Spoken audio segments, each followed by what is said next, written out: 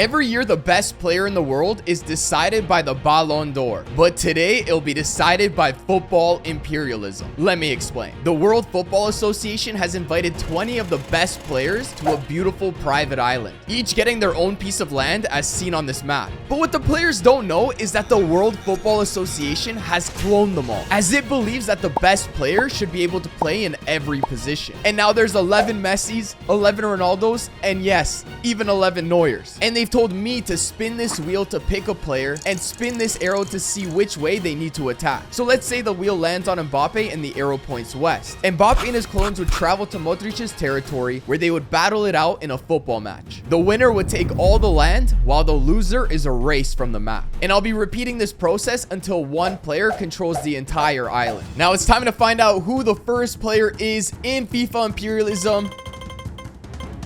It's gonna be Ronaldo. And the direction Ronaldo will be going is northeast. And if Ronaldo and his clones head northeast, they find themselves in Hakimi's territory. The clones are making their way onto the pitch, and Ronaldo is the favorite to win this, but Hakimi may surprise us. He is one of the best defenders in the world, and it would be Hakimi with the first good chance. No. Early in the game. No way! In the first shot, Ronaldo already let it in. There is going to be a lot of goals in these games. But Ronaldo wanted to make sure he was the one scoring, though. Ronaldo, can he tie it up?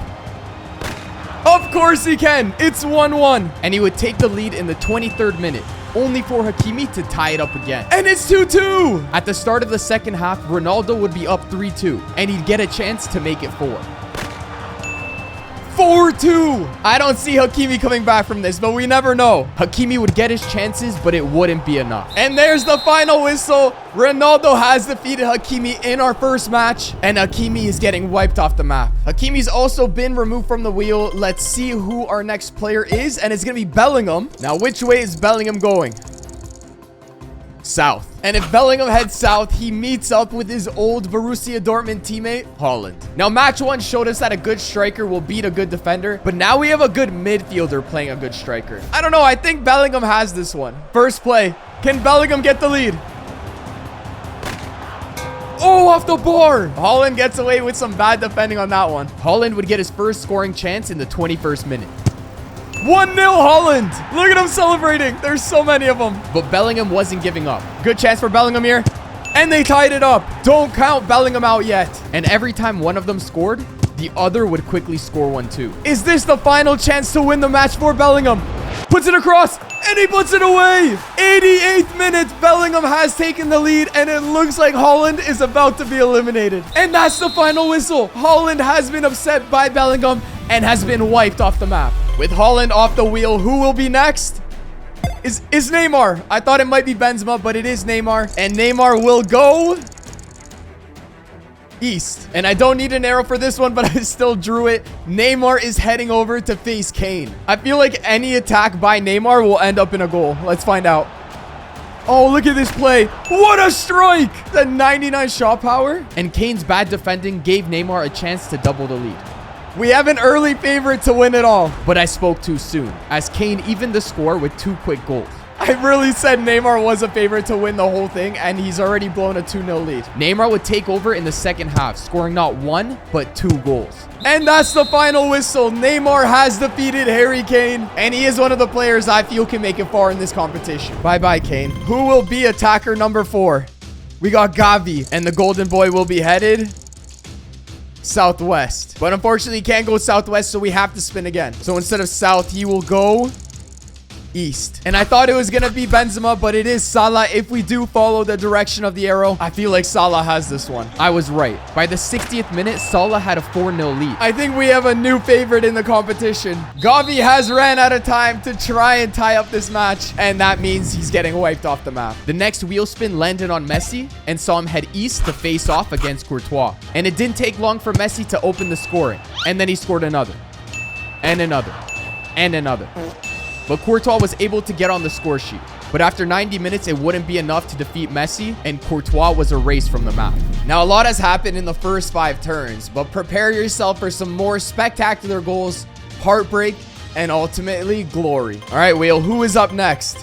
We got Lewandowski, and Lewandowski is headed Northeast. And northeast of Lewandowski is Rashford. So it's striker versus striker. But nothing would separate the two players, as every time Rashford would score, Lewandowski would score too. After 90 minutes, the World Football Association has decided that matches must go straight to a penalty shootout. So good luck to each team. Up first, Rashford. Why is the keeper taking the first pen? He puts it away. Beautiful pen. What are the managers thinking? Beautiful. Beautiful 2 pens. Whoa, what a save from Rashford. Can Lewandowski answer? Yes, he can. Whoever misses now first loses. Lewandowski can win it. Lewandowski can win it if he puts this away. He's got to do it. Just... There we have it. Lewandowski has defeated Rashford, and he wipes him off the map. In the next round, Neuer found himself taking on Casemiro, and it wasn't looking good after Casemiro took an early 2-0 lead. But a scrappy goal in the 33rd minute gave the Neuers a new hope. And then the unthinkable would happen. I can't believe what I'm watching. Neuer has tied it up in the 70th minute. Neuer has forced a penalty shootout against Casemiro. Neuer has the advantage. He's an actual keeper. I wouldn't be too happy if I was Casemiro either. Neuer up first, puts it away. Casemiro. Neuer saves it. Oh my days. Imagine Casemiro gets eliminated. Maybe not. Maybe not. Another save by Neuer. Casemiro still hasn't scored a pen.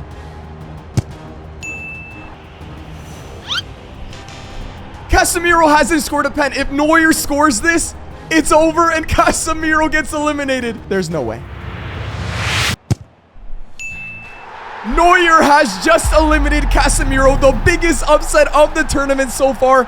I'm in disbelief. What we can learn from that is no one's safe. We have Van Dijk up next, though. And Van Dijk will head southwest. And what this means is that Van Dijk will be taking on the recent Ballon d'Or winner, Benzema. Now, we haven't seen a striker take on a center half yet, so this is going to be very interesting. I don't know, maybe Van Dijk actually pulls this off. With the match tied at 2, Van Dijk would take the lead for the first time in the 68th minute, but things were far from over. We're closing in on the last 5 minutes of the match, and I can't imagine having a better player than Van Dijk try to defend this lead.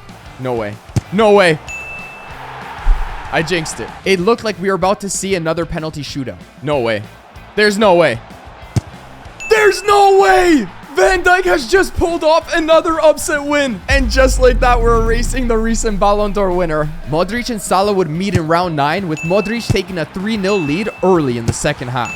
Salah would cut the lead to 1 goal by the 82nd minute, but he would run out of time to force a penalty shootout. The next spin saw Kevin De Bruyne go northwest to play against Ronaldo. Out of respect for De Bruyne, I'm only allowed to show you the final score, as he asked not to show the highlights. Ronaldo won the match 8-3. Bye-bye De Bruyne. I don't know if KDV's ever going to get over that loss, but with him leaving the island, we're down to our final 10 players. But who is up next? Wheel, what's it going to be? It's going to be Neymar. And the direction Neymar is going is southeast, which means Neymar is now playing against Mbappe, PSG teammates, now rivals. I think this is going to be the highest scoring match we've had. Neymar would open the scoring right away. It's about to be 2-0 for Neymar. Why is he slowing down? What a strike. It doesn't matter, he slowed down. He's up 2-0 against Mbappe in the 20th minute. But last time he did blow a 2-0 lead, so let's see if he can keep this one. Even when Mbappe did manage to score, Neymar would go and score 2 more. Now, it may not have been the most goals in one game, but Neymar's performance has knocked out Mbappe, and he now has 2 wins in the competition, and I honestly feel like he's going to win this. Bellingham would host Neuer in round 12, and by the 84th minute, Bellingham was up 4-0. Now, after 90 minutes, all I can say is, how did Casemiro lose to Neuer? I guess we'll never know, but it's time to say goodbye to Neuer as he's kicked off the island. After 12 rounds, Vinicius Jr. would finally get his turn. Vinny and his clones haven't played a game yet, but if he somehow manages to defeat Messi, he might just win FIFA Imperialism. But I would quickly eat my own words. Yeah, maybe they're not going to beat Messi. With Messi leading by a goal, Vinny would lose his head. No way! We've seen our first red card in FIFA Imperialism. One of the Vinny clones have been sent off. And with a player down for the remainder of the match, Messi would comfortably win 7-3. The next round would have Neymar attacking Modric. Despite Modric going up 4-2 in the 60th minute, 2 late goals from Neymar would force a penalty shootout. Both keepers have played well, but only one will be happy with the result. And Neymar saves the first pen. Look how small Modric is in the net. I don't see him saving any of these. If Neymar scores this, it's all over. Modric hasn't made a save yet. And he doesn't save this one either. Neymar moves on to the top 6 and Modric is kicked out of the island. Now it seems like yellow is a good luck color because 4 of the 6 remaining players all have yellow territories. So we're going to change Neymar's to red only to help differentiate a bit. That's better. Who is going to be next, Wheel? It's going to be Bellingham. And the direction Bellingham will go is north. And that means he's taking on Cristiano Ronaldo. And Bellingham would get his name on the score sheet first. No way. No way, Bellingham has taken the lead. Now, Ronaldo is my favorite to win this match, but I feel like Bellingham, because he is so good in attacking and defending, he kind of has the advantage here. Ronaldo still doesn't have a shot on net. He can't get past Bellingham. Look at their defense. This might be the chance. Puts it across. What a play. What a back heel. Don't count Ronaldo out. But Bellingham wasn't backing down either. Oh, no. What a play by Bellingham. Ronaldo fans, I would be worried right now. Bellingham has a chance to take a 3-1 lead. Through ball. Puts it away. Of course he does. 3-1. If I was a Ronaldo fan, I would be worried right now. Bellingham for 4-1. No. No. I don't see how Ronaldo is going to come back from this. We may be looking at the future champion of FIFA Imperialism right here. That's the final whistle. One of the favorites has been kicked out, and we have a new favorite to win it all. Jude Bellingham. What a performance. From the goalkeeper all the way to the striker. 10 out of 10. Lewandowski versus Messi would see a lot of goals, but ultimately Lewandowski's strength and size would help him defeat the Argentinian superstar. With Messi gone from the island, we're down to our last 4 players. We have Bellingham, Lewandowski, Neymar, and Van Dijk. But who will the World Football Association crown as their champion? Let's find out our next attacker. It's Lewandowski again, and he'll be headed west, which means he's taking on Bellingham. Now, even though there's 4 teams left, Bellingham or Lewandowski are not guaranteed a spot in the final. This is because if the wheel lands on them next turn or a player enters their territory, they'll have to play another match before the final. Usually any shot basically goes in, but these 2 teams have great goalkeepers. Let's see. Nope, never mind. Bellingham has a 1-0 lead, but his lead wouldn't last long. Yeah, neither of these keepers are performing very well right now. Bellingham has a chance to double his lead here. And he does! 3-1 in the 68th minute. But the goals would keep on coming. Lewandowski does get one back. He doesn't even get the ball. He's just going to go celebrate. You're running out of time, Lewandowski. No way if Lewandowski ties this. No way! Now he gets the ball. It's all tied up. Is this going to a penalty shootout? Late drama here. No! No way! And another goal, 88th minute. This seems like the winner, but we never know in FIFA Imperialism. They're going to celebrate as long as they can. Look at all the Bellinghams. Look how many there are. And that's it. 4-3. Bellingham wins it. I'm at a loss for words. I don't even know what to say. That was something. Only Neymar, Bellingham, and Van Dijk remain on the wheel. But who will the wheel choose next? It's going to be Neymar. Which one is it, Arrow? It's south. This means that Bellingham has automatically made it into the final. And if we just think back at what it took for him to get there, first he had to beat Haaland. Then he came up against Neuer's clones, followed by the Ronaldos, and then Lewandowski. He's 1 match away from winning it all, but first, Neymar versus Van Dijk. Only one of these 2 players will go on to play Bellingham in the final, and I literally have no idea who it's going to be. It could be Neymar, but it could also be Van Dijk. Only time will tell. And in the 9th minute, we'd see the first goal. And VVD has the lead. What a cross. Can they tie it up? Of course they can. It's Neymar. It's 1-1. These situations worry me because Neymar defensively is just not good. VVD has the lead again. It's 2-1. If Neymar thinks he's going to win this match, he has to step it up in the defensive end. A nice passing play would give Neymar a good chance to equalize. And he's tied it. What a strike. He grabs the ball. It's not over. Virgil with a chance here. And he saves it. Neymar has saved it. I thought it was for sure a goal. This is the most balanced match I think we've had yet. With 10 minutes left on the clock, a penalty shootout was on everyone's mind, except Van Dijk. No! That's what Neymar lets go. Virgil has a lead in the 80th minute. Will they be able to hold on? Look at all these Virgil van Dijks. That's it. VVD has made it to the final, defeating Neymar 3-2. It all comes down to Virgil van Dijk versus Bellingham in the final. Now, who is home and who is away?